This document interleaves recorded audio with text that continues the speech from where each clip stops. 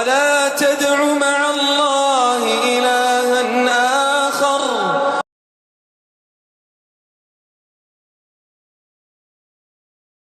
ورحمة الله وبركاته.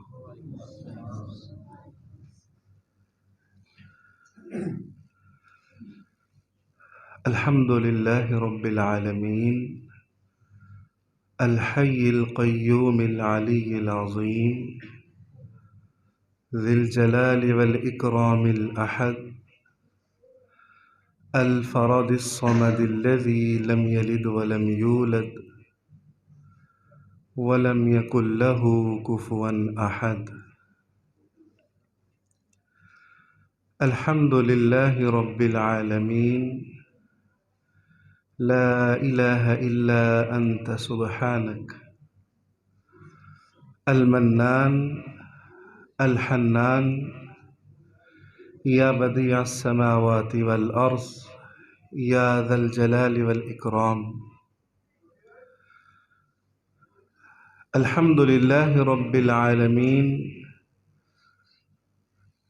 الذي هدانا لهذا وما كنا لنهتدي لولا أن هدانا الله. الحمد لله رب العالمين الذي أذهب عنا الحزن إن ربنا لغفور شكور. الحمد لله رب العالمين الذي فضلنا على كثير من عباده المؤمنين والصلاة والسلام على خير العباد الذي أخرج العباد من عبادة العباد إلى عبادة رب العباد ومن ضيق الدنيا إلى سعتها ومن جور الأديان إلى عدل الإسلام. أما بعد فأعوذ بالله السميع العليم من الشيطان الرجيم من همزه ونفخه ونفثه. بسم الله الرحمن الرحيم. سبحانك لا علم لنا إلا ما علمتنا إنك أنت العليم الحكيم. رب اشرح لي صدري ويسر لي أمري واحلل عقدة من لساني يفقه قولي. رب زدني علما. لائق صد تکریم عزیز بھائیوں ساتھیوں، چند باتیں تربیت اور اصلاح کے حوالے سے کرنا چاہتا ہوں۔ انسان کو اللہ رب العزت نے تمام مخلوقات کی نسبت اشرفیت اور افضلیت سے نوازا ہے۔ مخلوقات میں جو حیثیت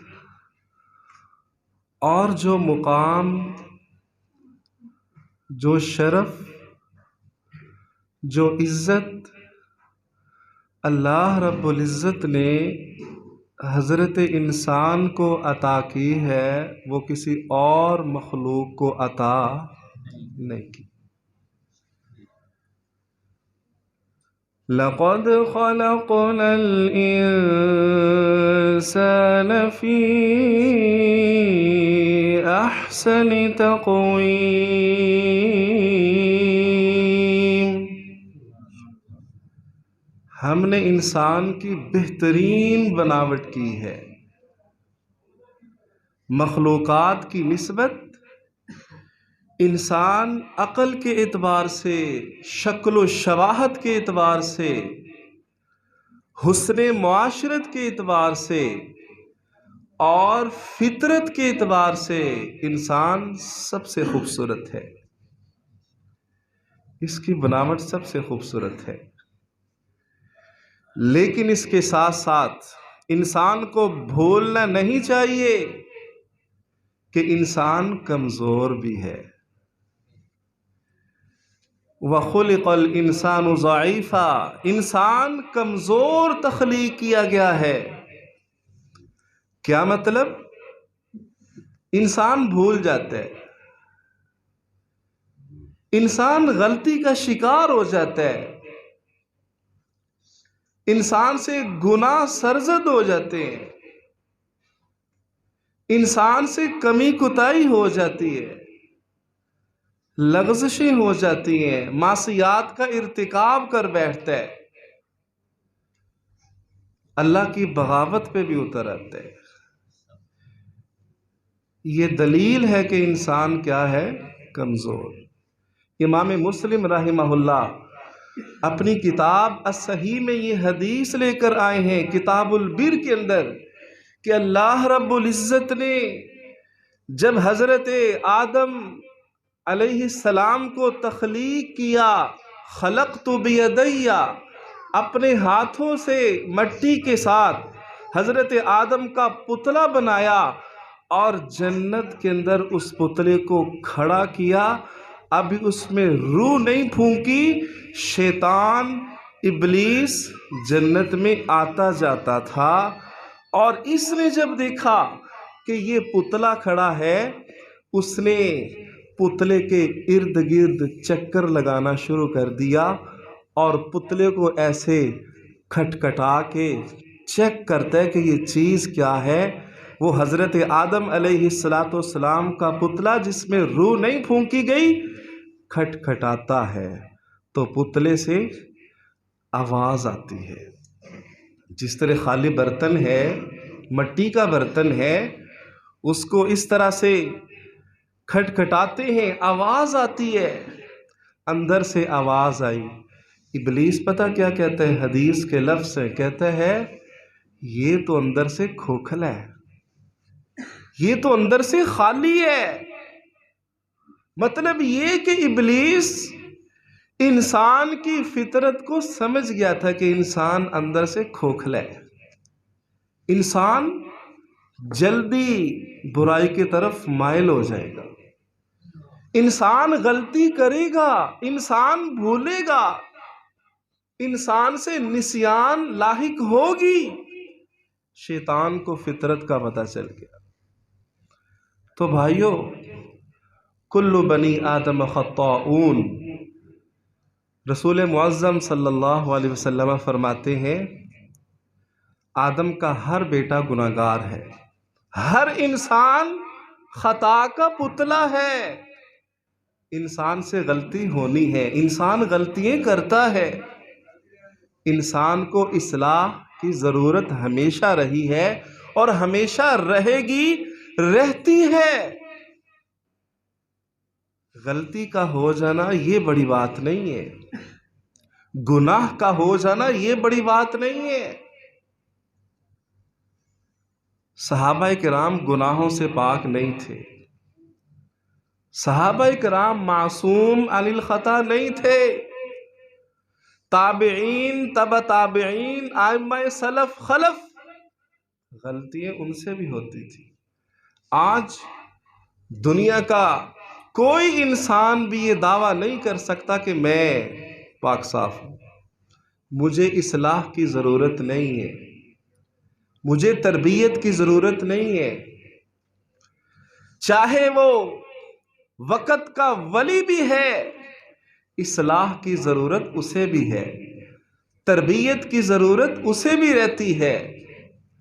دنیا کا بڑے سے بڑا scholar, P H D scholar, M phil scholar, specialisation کرنے والا کسی بھی شعبے میں، وہ وقت کا عالم ہے، وقت کا حکمران ہے، منبر و محراب کا مالک ہے۔ دنیا کے اندر کوئی شخص یہ دعویٰ نہیں کر سکتا کہ مجھے اصلاح کی ضرورت نہیں ہے، میں پاک صاف ہوں۔ اگر کوئی شخص یہ دعویٰ کرتا نظر آتا ہے تو وہ اپنے دعوے میں کیا ہے؟ جھوٹا ہے، سچا نہیں ہے۔ کیوں؟ کل بنی آدم خطاؤن، انسان کی فطرت ہے کہ اس سے گناہ سرزد ہوتے ہیں۔ ایمانیات کا مسئلہ ہو، اعتقادات کا معاملہ ہو، اخلاقیات کا معاملہ ہو، اور اسی طرح عبادات کا مسئلہ ہو، حسن معاشرت کا مسئلہ ہو، انسان کو اصلاح کی ضرورت ہمیشہ رہتی ہے۔ تو بھائیو، گناہ ہو جائے، غلطی ہو جائے، عقیدے میں، ایمان میں، اخلاق میں، کردار میں، عبادات میں، معاملات میں، معاشرت میں انسان سے غلطی ہو جائے، گناہ ہو جائے، معصیت کا ارتکاب کر بیٹھے، ذمہ داری کیا بنتی ہے؟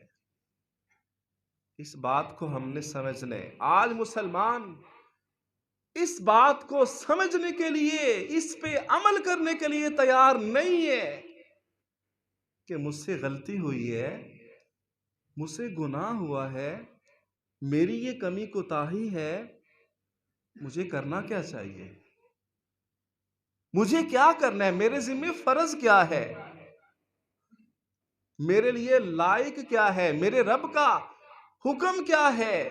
رسول اکرم صلی اللہ علیہ وسلم کی تعلیمات کیا ہیں؟ دین کیا کہتا ہے؟ غلطی ہو جائے تو ڈٹے رہیں، بے پرواہ ہو جائیں، متغافل ہو جائیں، غفلت میں پڑے رہیں، سستی کریں، کاہلی کریں، ہنسے کھیلیں، عیش اور موجے کریں، اور پراپر غلطی کرتے رہیں۔ اسلام کیا کہتا ہے؟ رب کیا کہتا ہے؟ رسول اکرم صلی اللہ علیہ وسلم کی تعلیمات کیا ہیں؟ اللہ رب العزت قرآن مجید میں ارشاد فرماتے ہیں، وَالَّذِينَ إِذَا فَعَلُوا فَاحِشَةً أَوْ ظَلَمُوا أَنفُسَهُمْ ذَكَرُوا اللَّهَ فَاسْتَغْفَرُوا لِذُنُوبِهِمْ وَمَن يَغْفِرُ الذُّنُوبَ إِلَّا اللَّهُ وَلَمْ يُصِرُّوا عَلَى مَا فَعَلُوا وَهُمْ يَعْلَمُونَ۔ انسان سے غلطی ہو جائے، چھوٹا گناہ ہو جائے، ظلم زیادتی ہو جائے، کیا کرنا چاہیے؟ مومن کو کیا کرنا چاہیے؟ مومن کو چاہیے جب غلطی ہو جائے، ظلم ہو جائے، زیادتی ہو جائے، چھوٹا گناہ ہو، بڑا گناہ ہو، بے حیائی کا ارتکاب کر بیٹھے، اللہ رب العزت یہ حکم دیتے ہیں ذکر اللہ، وہ اللہ کی طرف آ جائے، اللہ کا ذکر کرے۔ مومن سے جب غلطی ہوتی ہے، مسلمان سے جب کمی کوتاہی ہوتی ہے، وہ اللہ کی طرف رجوع کرتا ہے، اللہ کی طرف آتا ہے، ذکر کرتا ہے، فَاسْتَغْفَرُوا لِذُنُوبِهِمْ۔ اللہ رب العزت مومنوں کی صفات بیان کرتے ہوئے فرماتے ہیں کہ وہ استغفار کرتا ہے، معافی مانگتا ہے، روتا ہے، نادم ہوتا ہے، شرمندہ ہوتا ہے، بے چین ہو جاتا ہے۔ جب غلطی ہوتی ہے تو بے چین ہو جاتا ہے، معافی مانگتا ہے اللہ سے۔ اللہ فرماتے ہیں کہ وہ وَلَمْ يُصِرُّوا عَلَى مَا فَعَلُوا، مومن کا شیوا یہ نہیں ہوتا، مسلمان کا طرز عمل یہ نہیں ہوتا کہ گناہ ہوا ہے، ظلم ہوا ہے، زیادتیاں کر رہا ہے، وہ مسلسل گناہوں پہ اڑتا نہیں ہے، گناہوں پہ اصرار نہیں کرتا۔ مطلب یہ ہے گناہ ہو جائے، ظلم ہو جائے، زیادتی ہو جائے، بغاوت ہو جائے تو وہ غفلت میں نہیں پڑتا، سستی نہیں کرتا، کاہلی سے کام نہیں لیتا، بلکہ کیا کرتا ہے؟ رجوع اللہ، اللہ کی طرف آتا ہے، معافی مانگتا ہے۔ رسول اکرم صلی اللہ علیہ وسلم ارشاد فرماتے ہیں، صحیح البخاری کی حدیث ہے کہ جب بندے سے گناہ ہو جائے، بندہ اللہ کے حضور معافی مانگتا ہے، توبہ طائب ہوتا ہے، اللہ رب العزت فرماتے ہیں اچھا اس بندے کو پتہ ہے کہ میں اس کا رب ہوں، اس بندے کو پتہ ہے کہ میں معاف کرنے والا ہوں، معافی مجھ سے مانگنی ہے، جاؤ گواہ رہو میں نے اس بندے کو معاف کر دیا۔ چنانچہ بندے سے پھر گناہ ہوتا ہے، انسان ہے نا، خطا کا پتلا ہے، بار بار غلطیاں کرتا ہے، یہ انسان دوبارہ پھر گناہ کرتا ہے اور پھر اللہ سے معافی مانگتا ہے، مولا اے میرے رب مجھ سے غلطی ہو گئی، اللہ تو مجھے معاف کر دے۔ اللہ رب العزت پھر خوش ہوتے ہیں، کہتے ہیں اچھا اس بندے کو پتہ ہے کہ میں اس کا رب ہوں، معافی مجھ سے مانگنی ہے، میں معاف کرنے والا ہوں، یاد رکھو جاؤ۔ فرشتوں کو اللہ گواہ بنا کے کہتے ہیں فرشتوں میں نے اس کو بخش دیا، میں نے اس کو معاف کر دیا۔ حدیث کے لفظ ہیں کچھ وقت گزرتا ہے، کچھ ہفتے گزرتے ہیں، کچھ مہینے گزرتے ہیں، بندے سے پھر غلطی ہو جاتی ہے، بندہ پھر ہاتھوں کو اٹھا لیتا ہے۔ اس حدیث کا مطلب یہ نہیں ہے کہ بندہ معافی کا، توبہ کا سہارا لے کے گناہ کرے، گناہ بندے سے بھول چوک میں ہو جائے، یہ سوچ اور اس نظریے سے بندہ گناہ نہ کرے، ایسے بندے کی توبہ اللہ قبول نہیں کرتے۔ کہ جو بندہ اس سوچ کے ساتھ جان بوجھ کے گناہ کرے کہ چلو میں یہ کر لیتا ہوں، اپنے رب سے معافی مانگ لوں گا، ایسے بندے کی توبہ اللہ قبول نہیں کرتے۔ اس بندے سے تیسری بار پھر گناہ ہوتا ہے، کچھ عرصے کے بعد یہ پھر اپنے رب کے حضور معافی مانگتا ہے، اللہ غلطی ہو گئی، گناہ ہو گئی، مولا مجھے بخش دے۔ اللہ فرماتے اچھا یہ بندہ مجھ سے معافی مانگ رہا ہے، مجھے اس لائق سمجھتا ہے، اس نے مجھے پکارا ہے، فرشتوں جاؤ میں نے اس کو معاف کر دیا، آج کے بعد یہ جو مرضی عمل کرے میں نے اس کو بخش دیا۔ رب کی رحمت اتنی وسیع ہے۔ مطلب کیا ہے؟ یہ حدیث سنانے کا مطلب اور مقصد یہ ہے کہ انسان گناہ کر کے غافل اور غفلت میں نہیں پڑتا۔ جو مومن ہوتا ہے، جس کے سینے میں ایمان کی شمع جلتی ہیں، وہ انسان گناہ کر کے اللہ کو بھولتا نہیں ہے، وہ دنیا کی عیش و عشرت میں پڑتا نہیں ہے۔ مومن سے گناہ ہوتا ہے، مومن بے چین ہو جاتا ہے۔ بڑی خوبصورت حدیث اس حوالے سے نبی کریم صلی اللہ علیہ وسلم فرماتے ہیں جب کسی بندے سے گناہ ہوتا ہے، کسی مومن سے گناہ ہوتا ہے تو اس کی حالت اور کیفیت پتہ کیا ہوتی ہے؟ اس کی حالت اور اس کی کیفیت یہ ہوتی ہے گویا کہ وہ پہاڑ کے نیچے کھڑا ہے، بیٹھا ہے، پہاڑ اس کے سر پہ ہے اور اس کو یہ خوف لاحق ہے، یہ ڈر لاحق ہے کہ ابھی مجھ پہ پہاڑ گرے، ابھی مجھ پہ پہاڑ گرے گا، میں تباہ و برباد ہو جاؤں گا۔ مطلب کیا؟ مومن بے چین ہو جاتا ہے، نیند نہیں آتی۔ واللہ جن کے سینوں میں ایمان ہوتا ہے، دین کی محبت ہوتی ہے، اللہ اور اس کے رسول کی محبت ہوتی ہے، وہ گناہ کر کے چین کی نیند سو پاتے نہیں، ان کی نیندیں اڑ جاتی ہیں۔ جب تک اپنے رب سے معافی نہیں مانگ لیتے، جب تک اپنے نامہ اعمال کو کلیئر نہیں کر لیتے، تب تک چین کی نیند بھی سو پاتے نہیں۔ آپ یہ تجربہ کر کے دیکھ لیں، یہ جو لوگ جن کو اللہ نے نماز کی توفیق دی ہے، اگر وہ نماز پڑھے بغیر سو جاتے ہیں تو ان کو نیند آتی نہیں۔ وہ کہتے نہیں ساری رات لیٹے رہے ہیں، نیند نہیں آئی، پیچھے ریزن کیا ہے خود ہی بتاتے جی ہماری نماز عشاء رہ گئی تھی۔ یہ مومن کی حالت ہوتی ہے۔ تو بھائیو ہمیں بہت زیادہ ضرورت ہے اصلاح کی، ہمیں بہت زیادہ ضرورت ہے تربیت کی، ہمیں بہت زیادہ ضرورت ہے رجوع اللہ کی، گناہوں سے اپنے آپ کو بچا کر اپنی اصلاح کی، اپنی تربیت کی۔ اور ہمیں اپنی تربیت اور اپنی اصلاح ویسے کرنی چاہیے جیسے صحابہ کرام اپنی تربیت کرتے تھے۔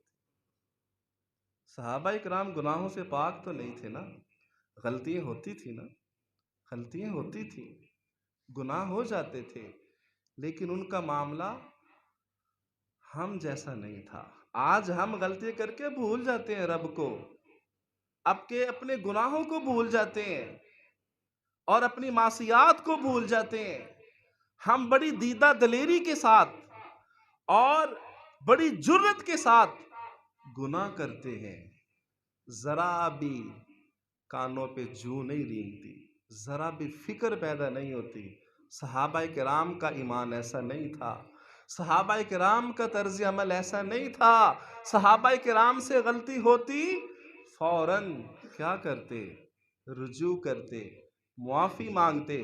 اللہ رب العزت قرآن مجید نازل کر کے صحابہ کی اصلاح کر دیتے۔ امام کائنات حضرت محمد الرسول اللہ صلی اللہ علیہ وسلم صحابہ کی اصلاح کرتے، صحابہ فوراً توبہ طائب ہو جاتے۔ یہ ہے مومن کا وصف، یہ مومن کی شان ہے۔ صحابی رسول خریم اسدی رضی اللہ تعالی عنہ، اللہ کے رسول صلی اللہ علیہ وسلم اپنی مجلس میں اس صحابی کا تذکرہ کرتے ہیں۔ کیا کہتے ہیں؟ آپ تربیت فرما رہے ہیں، آپ اصلاح فرما رہے ہیں، ذرا تربیت کا انداز چیک کیجئے۔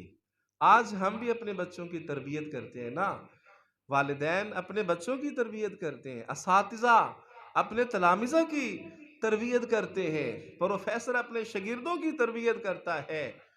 تو حضور نبی کریم صلی اللہ علیہ وسلم کا اسوہ چیک کریں، آپ اپنے صحابہ کی تربیت کیسے کرتے تھے، انداز کیسا تھا؟ فرمایا نعم الرجل خریم، خریم بہت اچھا انسان ہے۔ یہ خریم اس مجلس میں موجود نہیں ہے، خریم رضی اللہ تعالی عنہ کی عدم موجودگی میں حضور تربیت کر رہے ہیں۔ فرمایا خریم بہت اچھا انسان ہے۔ آج ہم اپنے معاشرے میں دیکھتے ہیں کہ بسا اوقات والدین، اساتذہ اپنے بچوں کی تربیت کرتے کرتے گالی گلوچ پہ اتر آتے ہیں۔ حضور کا اسوہ یہ نہیں ہے، حضور کا اسوہ کیا تھا کہ اولاد اگر اپنے بچوں کی تربیت کرنا چاہتے ہیں، والدین اپنے بچوں کی تربیت کرنا چاہتے ہیں، اساتذہ اپنے تلامذہ کی تربیت کرنا چاہتے ہیں، تو تربیت کے اندر نرمی اور شفقت کا پہلو یہ غالب ہونا چاہیے، خوبصورت الفاظ کا چناؤ ہونا چاہیے، خوبصورت الفاظ کے ساتھ اپنے بچوں کی تربیت کرنی چاہیے۔ فرمایا کہ خریم بہت اچھا انسان ہے، اس کے جو بال بڑے ہوئے ہیں نا، اگر یہ کٹوا لے نا اور اس کا تہبند یہ ٹخنوں سے نیچے رہتا ہے، یہ اوپر رکھنا شروع کر دے، خریم کی کیا بات ہے۔ آج منبر و محراب کے جو ورثاء ہیں ان کو بھی چاہیے کہ اپنے مقتدی اور اپنے جماعتی ان کی تربیت بھی کیسے کریں؟ شفقت کے ساتھ، نرمی کے ساتھ، خوبصورت الفاظ کے چناؤ کے ساتھ، تب تربیت اثر کرے گی، تب باتیں اثر کریں گی۔ فرمایا کہ خریم بہت اچھا انسان ہے۔ خریم رضی اللہ تعالیٰ عنہ کو پتہ چلا حضور نے میرے بارے میں یہ حکم نامہ جاری کیا، میری تعریف بھی کی ہے، فعاجلا، جلدی کرتے ہوئے چھری پکڑی، جو بال حد کو کراس کر رہے تھے ان کو کاٹ دیا اور اپنی تہبند شلوار کو نصف پنڈلی تک رکھنا شروع کر دیا۔ یہ ایمان، یہ جذبہ یہ اصلاح، یہ تربیت آج ہمیں بہت زیادہ ضرورت ہے۔ صحابہ کرام کی ہستیاں، وہ ہستیاں ایک آیت سن کر، ایک حدیث سن کر اپنی زندگی بدل لیا کرتے تھے۔ آج ہماری کیفیت کیا ہے؟ ہم اپنے جو دنیاوی معاملات ہیں اس میں تو بڑی اپنا اصلاح کا خیال رکھتے ہیں، اس میں تو بڑی جلدی چینجنگ لانے کی کوشش کرتے ہیں، اس میں تو ہم بہت زیادہ، اگر کوئی غلط رویہ، غلط کام، کوئی نقصان والا ہے، ہم اسے بچنے کی کوشش کرتے ہیں۔ ایک جگہ دھوکا ہوا ہے، دوبارہ اس طرف جانے کی کوشش نہیں کرتے۔ ایک طرف سے غلط کام سرزد ہو گیا ہے، دوبارہ اس کو کرنے کی جرت نہیں ہوتی دنیاوی معاملات میں۔ لیکن جب دین کی باری آتی ہے، اپنے اعمال کی اصلاح کی باری آتی ہے، گناہوں کو چھوڑنے کی باری آتی ہے، ہم اپنی اصلاح کے لیے تیار ہی نہیں ہوتے۔ لا یلدغ المؤمن من جحر واحد مرتين، فرمایا کہ مومن ایک سوراخ سے 2 بار نہیں ڈسا جاتا۔ اس حدیث کو ہم نے دنیا کے معاملات میں تو فٹ کر لیا کہ دنیا کا کوئی معاملہ ہو، انسان 2 بار ڈسا نہیں جاتا۔ ایک دفعہ انسان کہیں سے ڈسا گیا، دوبارہ انسان اس طرف جانے کی کوشش نہیں کرتا۔ بھائیو، اس حدیث کو ہم اپنے دینی معاملات میں فٹ کیوں نہیں کرتے کہ ایک دفعہ غلطی ہوئی، ایک دفعہ گناہ ہوا، اب اس کو چھوڑنے کی کوشش کیوں نہیں کرتے؟ دوبارہ وہ گناہ کیوں کرتے ہیں؟ اللہ رب العزت قرآن مجید میں ارشاد فرماتے ہیں، مومنوں کی خوبی بیان کرتے ہوئے کہ مومن کا جذبہ کیا ہوتا ہے، کیا ہونا چاہیے۔ جو حقیقی مسلمان ہیں ان کا ایمان کیسا ہوتا ہے، ان کا دینی جذبہ کیسا ہوتا ہے۔ آج ہمیں اس جذبے کی ضرورت ہے، اس قسم کے ایمان کی ضرورت ہے۔ اللہ رب العزت فرماتے ہیں، انما كان قول المؤمنين اذا دعوا الى الله ورسوله ليحكم بينهم ان يقولوا سمعنا واطعنا وأولئك هم المفلحون۔ اللہ رب العزت فرماتے ہیں، جو مومن ہوتے ہیں، مومن جن کے سینوں میں ایمان ہوتا ہے، عقیدہ توحید سے بہرہ مند ہوتے ہیں، اللہ رب العزت فرماتے ہیں جب ان کو اللہ اور اس کے رسول کی طرف بلایا جائے، مطلب یہ ہے جب وہ قرآن سنیں، جب وہ دین کی باتیں سنیں، جب وہ پیارے پیغمبر صلی اللہ علیہ وسلم کے فرامین سنیں، تو پھر آگے سے ان کا طرز عمل کیا ہوتا ہے اور کیا ہونا چاہیے؟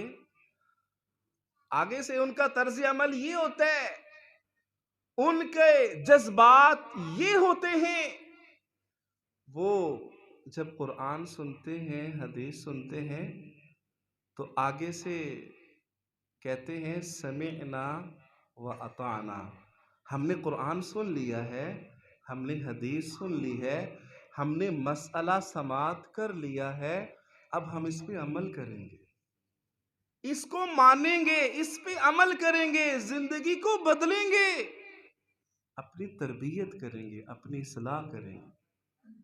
ان کا جذبہ یہ ہوتا ہے، ان کا ایمان ان کو اس بات پہ انگیخت کرتا ہے کہ اب تم نے عمل کرنا ہے۔ حدیث سن لی، قرآن سن لیا، نبی کا فرمان سن لیا، دین کی بات سن لی، اب ٹال مٹول نہیں کرتے۔ وہ یہ نہیں کہتے اچھا دیکھیں گے یار، مجبوری ہے معاشرے کی، کیا کہ معاشرے میں رہنے، ٹھیک ہے کوشش کریں گے، دعا کیجئے گا کہ اللہ عمل کی توفیق دے۔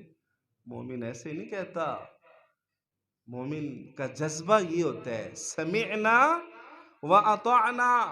آج یہ کتنی بدنصیبی کی بات ہے، داڑھی کٹوانا یہ گناہ ہے، اور شلوار، تہبند، پینٹ، ٹروزر ٹخنوں سے نیچے لٹکانا جرم ہے، حرام ہے، ناجائز ہے۔ رشوت لینا اور کسی کی سفارش کر کے اس سفارش کے بدلے معاوضہ لینا، تحفہ لینا، ہدیہ لینا، یہ گناہ ہے، یہ جرم ہے، یہ ظلم ہے، یہ گناہ کبیرہ ہے۔ والدین کی نافرمانی کرنا یہ گناہ عظیم ہے، اور اسی طرح اپنی اولادوں کے درمیان ناانصافی کرنا یہ جرم ہے، یہ زیادتی ہے، اور اپنے گھر کے ماحول میں بے حیائی کو، بے پردگی کو دیوس بن کر برداشت کرنا یہ بہت بڑا جرم ہے۔ اور مردوں کا عورتوں کی مشابہت کرنا، عورتوں کا مردوں کی مشابہت کرنا یہ بہت بڑا جرم ہے۔ بھائیو، یہ وہ کام ہے جو مسلمان مسلسل کیے جا رہا ہے، اور ذرا بھر بھی اپنے آپ کو بدلنے کے لیے تیار نہیں ہے، ذرا بھی فکر مند نہیں ہے۔ ہونا تو یہ چاہیے سمعنا و اطعنا۔ تو بھائیو، میں نے شروع کے اندر یہ بات عرض کی ہے کہ ہر مسلمان کو اصلاح کی ضرورت ہے، چاہے گناہ کا معاملہ ہو، چاہے عبادات کا معاملہ ہو، چاہے اعتقادات کا معاملہ ہو، چاہے اخلاقیات کا معاملہ ہو، کوئی بھی معاملہ ہے انسان کو اپنی اصلاح کرنی چاہیے۔ عقیدہ درست نہیں تو عقیدے کا فہم حاصل کرے۔ ایمان کمزور ہوتا ہے، روحانی مسائل کا شکار ہے، تو یہ روحانی مسائل علماء ربانیین کے سامنے رکھے۔ آج ہمارے ایمان کی کمزوری ہے کہ ہم اپنے دنیاوی معاملات تو علماء کے سامنے پیش کرتے ہیں، پریشانیاں تو علماء سے ڈسکس کرتے ہیں، پریشانیوں کا حل تو پوچھتے ہیں، ہم اپنے روحانی مسائل علماء سے پوچھتے نہیں ہیں کہ حضرت ہمیں بتائیں ایمان بڑا کمزور ہو گیا ہے، حضرت ہمیں بتائیں نماز میں دل نہیں لگتا، خشوع پیدا نہیں ہو رہا، حضرت اولاد کی تربیت کیسے کرنی ہے، گھر کا ماحول اسلامی کیسے بنانا ہے، حضرت رہنمائی کریں، حلال کاروبار کیسے کرنا ہے، حضرت بتائیں۔ یہ روحانی مسائل، یہ تربیتی باتیں، یہ اصلاحی باتیں، یہ بھی اپنے علماء سے ڈسکس کرنا چاہیے ہمیں۔ بھائیو، آخری بات یہ ہے، اور بات کو میں ختم کرنے لگا ہوں، کہ ہمیں اپنی عبادات میں بھی اصلاح کی ضرورت ہے، بالخصوص نماز کا مسئلہ یہ بہت بڑا مسئلہ ہے۔ نماز کے اندر بھی ہمیں اصلاح کی ضرورت ہے۔ آپ حیران ہو کہ نماز میں اصلاح کیا کرنی ہے ہم نے۔ سب سے پہلے میں آپ کو چند حدیثیں سناتا ہوں۔ ابن خزیمہ کی حدیث ہے مقبول درجے کی، رسول اکرم صلی اللہ علیہ وسلم صحابہ کو نماز پڑھا کے تشریف فرما ہے، بیٹھے ہوئے ایک صحابی آتے ہیں، وضو کر کے نماز پڑھتے ہیں، اور نبی کریم صلی اللہ علیہ وسلم اپنے صحابہ کو مخاطب کر کے کہتے ہیں، میرے صحابہ دیکھو وہ نماز کیسے پڑھ رہے، دیکھو وہ نماز کیسے پڑھ رہے۔ آپ فرماتے ہیں کہ یہ نماز ایسے پڑھ رہے جیسے کوا ٹھونگے مارتے ہیں۔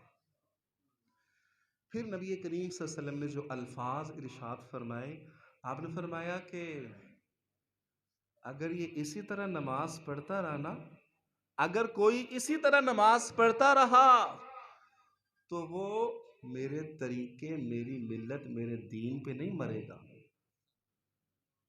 وہ میرے طریقے پہ نہیں مرے گا۔ پھر فرمایا کہ یہ رکوع سجدہ مکمل ہی نہیں کر رہا.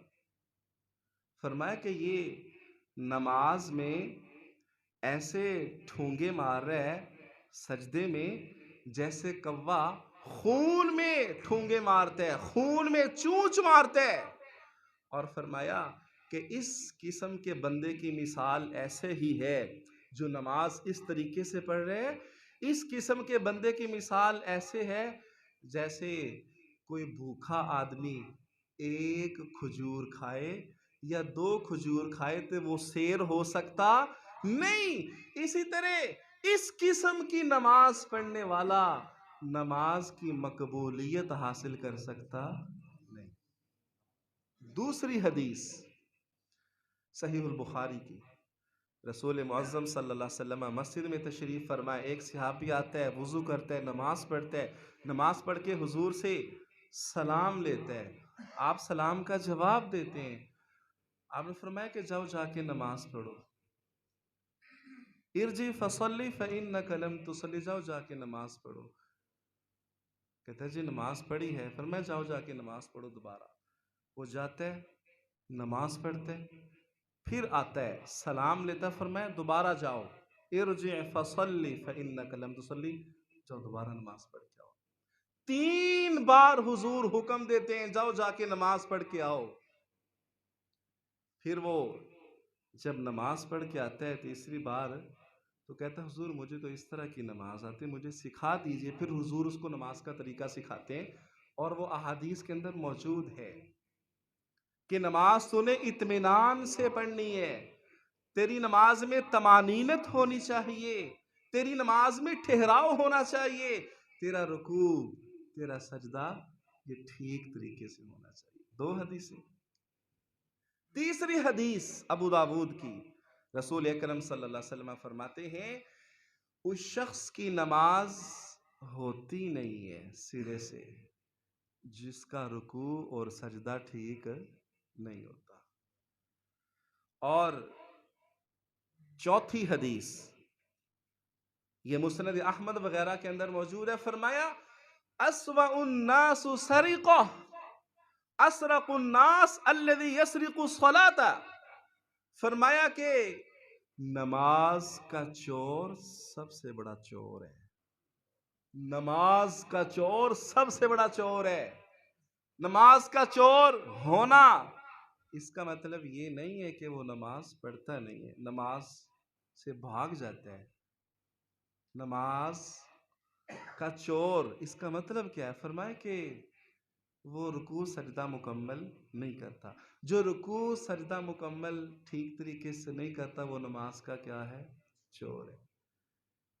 یہاں پہ ایک خوش طبی کی بات بھی سنتے جائیے. جو نماز پڑھتا ہے لیکن ٹھیک طریقے سے نہیں پڑھتا وہ تو ہوا نماز کا چور. اور جو سرے سے نماز پڑھتا ہی نہیں ہے وہ کیا ہوا؟ وہ تو ڈاکو ہوا نا نماز کا. اللہ رب العزت ہمیں توفیق عمل دے، اللہ ہماری اصلاح فرمائے، ہماری عبادات کی اصلاح فرمائے. حذیفہ بن یمان رضی اللہ تعالی عنہ، سنن نسائی کی حدیث ہے، ایک شخص کو دیکھتے ہیں وہ نماز پڑھ رہا ہے، نماز کے بعد اس سے مخاطب ہوتے ہیں، بلاتے ہیں بھائی ادھر آؤ بات سنو. وہ آتا ہے، کہتا ہے کتنے سال ہو گئے نماز پڑھتے ہوئے؟ وہ کہتا ہے 40 سال ہو گئے مجھے نماز پڑھتے ہوئے. کہتے تیری ایک نماز بھی نہیں، تیری ایک نماز بھی نہیں ہے. اگر اس طریقے سے اس لیول کی نماز پڑھتا رہا نا تو نبی کے طریقے پہ نہیں مرے گا. تیری موت نبی کے طریقے پہ نہیں ہوگی، نبی کی ملت پہ نہیں ہوگی. بھائیو یہ حدیثیں میں نے آپ کو سنائی ہیں فکر دینے کے لیے، اصلاح کے لیے، تربیت کے لیے. آج ہمارے معاشرے کا کنسیپٹ پتہ کیا ہے؟ معاشرے کے لوگ پتہ کیا کہتے ہیں؟ کہتے ہیں جی او جی نماز پڑھیں جیسے مرضی پڑھیں، او جی نماز پڑھیں ہاتھ باندھ کے پڑھیں ہاتھ چھوڑ کے پڑھیں، بس اللہ کی طرف آ جائیں، اللہ کی نماز پڑھیں، جہاں مرضی پڑھیں، جس طریقے سے مرضی پڑھیں. یہ کنسیپٹ غلط ہے.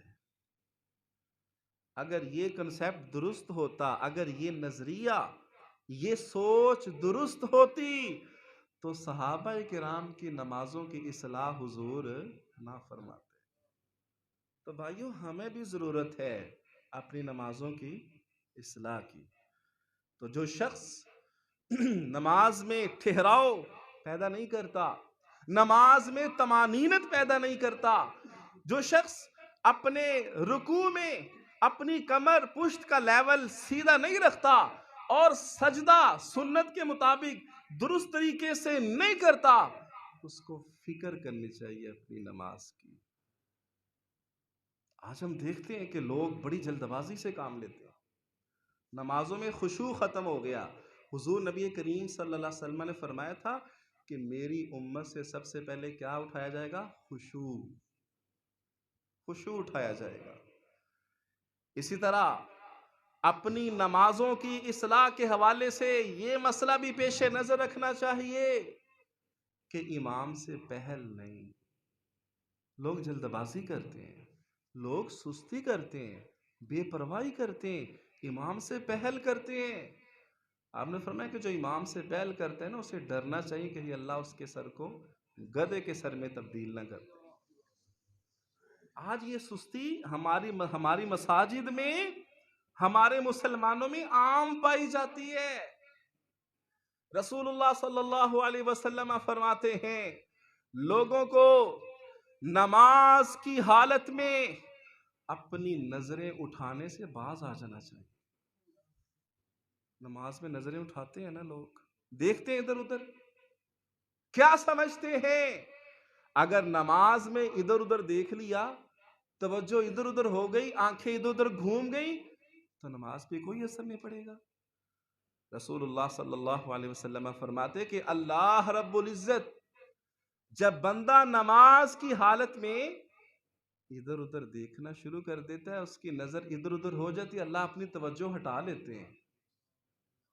اور یہ حدیث جو میں نے آپ کو سنائی ہے، لَيَنْتَهِيَنَّ أَقْوَامٌ عَنْ ذَلِكَ، فرمایا کہ لوگوں کو باز آ جانا چاہیے نماز میں نظروں کو اٹھانے سے۔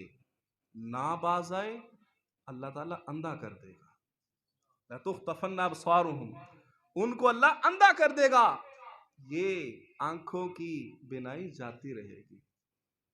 یہ ساری حدیثیں، یہ سارے معاملات ہماری کیا کرتے ہیں؟ اصلاح کرتے ہیں۔ تو بھائیوں ہمیں سوچنا چاہیے اخلاقیات میں، عبادات میں اپنی اصلاح کا۔ لوگ اگر اپنی اصلاح نہیں کرتے، لوگ اگر اصلاح تربیت کی طرف نہیں آتے، لوگ اگر اپنے دینی معاملات کو درست نہیں کرتے، لوگ اگر اپنی اعمال کی اصلاح نہیں کرتے، اپنے ایمان کو مضبوط نہیں کرتے، گناہ در گناہ کرے جا رہے ہیں، شرمندگی نہیں ہے، ندامت نہیں ہے اور فکر نہیں ہے۔ ان کو چاہیے کہ نبی کریم صلی اللہ علیہ وسلم کے دو فرمان ہمیشہ اپنے سامنے رکھیں۔ رسول اللہ صلی اللہ علیہ وسلم ارشاد فرماتے ہیں جب کوئی بندہ گناہ کرتا ہے، اللہ رب العزت اس کے دل پہ سیاہ دھبا، سیاہ نقطہ ڈال دیتے ہیں، اور اگر وہ توبہ طائب ہو جاتا ہے، اگر وہ اپنے گناہ سے باز آ جاتا ہے، اگر وہ اپنی تربیت کر لیتا ہے، اپنی اصلاح کر لیتا ہے، رب سے معافی مانگ لیتا ہے، اللہ رب العزت یہ سیاہ دھبا، یہ سیاہ نقطہ ختم کر دیتے ہیں، اس کے دل کو پاک صاف کر دیتے ہیں۔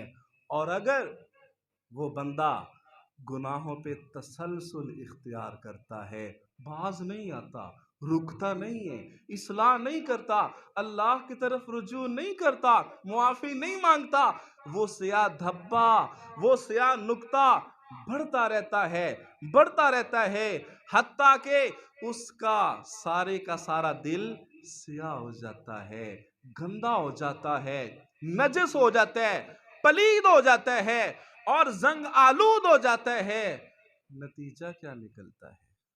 دل سیاہ ہو گیا، دل برباد ہو گیا، دل زنگ آلود ہو گیا، دل نجس اور پلید ہو گیا۔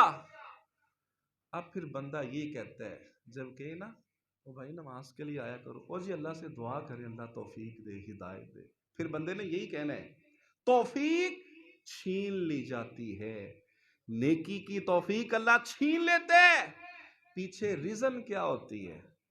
دل اس لائق ہی نہیں رہا، اس کا دل تو برباد ہو گیا، وہ دل تو سیاہ ہو گیا ہے۔